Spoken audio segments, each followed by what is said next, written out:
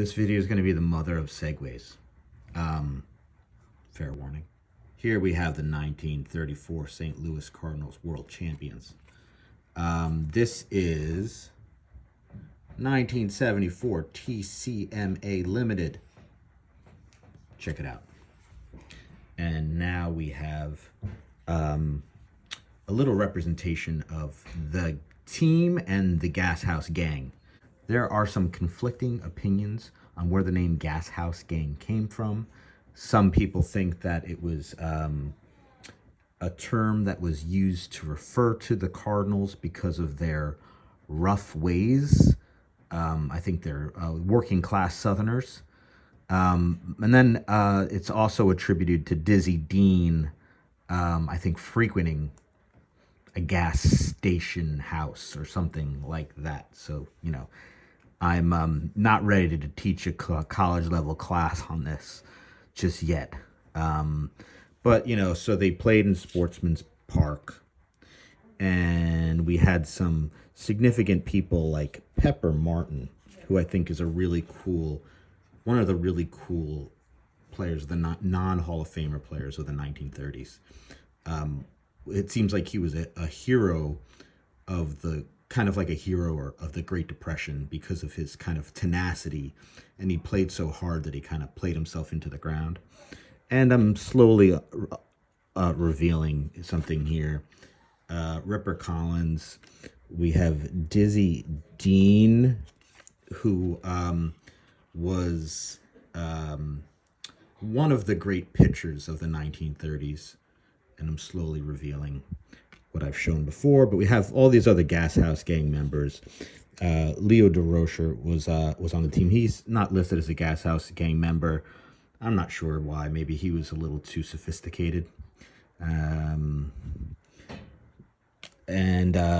anyway, we have, this is all clearly leading up to, you know, here we have Dizzy and Leo. You know, Dizzy and Leo.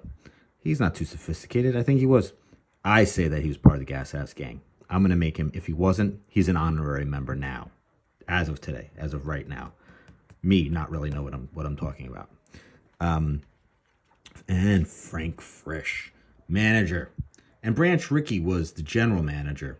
You know, we know Branch Rickey. We love Branch Rickey. The Brooklyn Dodgers manager, you know, responsible for Jackie Robinson. So that's interesting. And then we have this amazing card that I've shown. Now, it's probably, I don't know if I've shown it too many times just yet, but we're getting really close to too many times.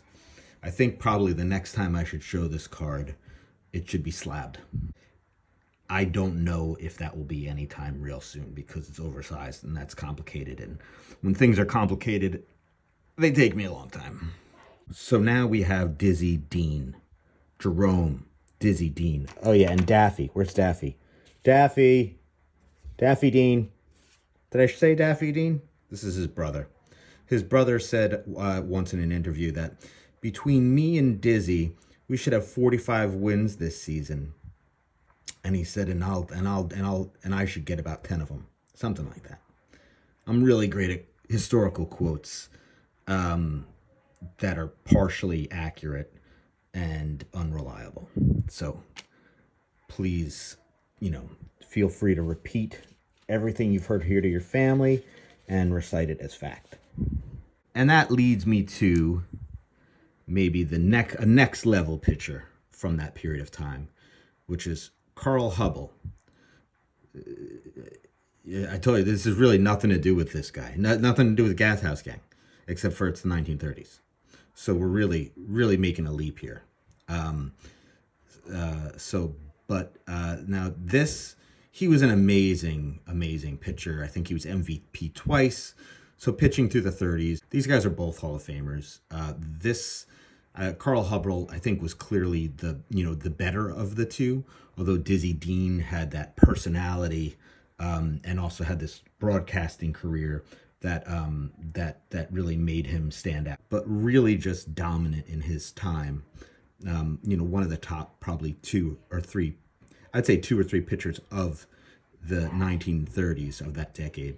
Scouring through the images of Carl Hubbell, this is my favorite. This is my favorite card of his. So I was super patient on this, and I waited for one to come up at auction, and I grabbed this guy, and it is a little companion now to my Dizzy Dean.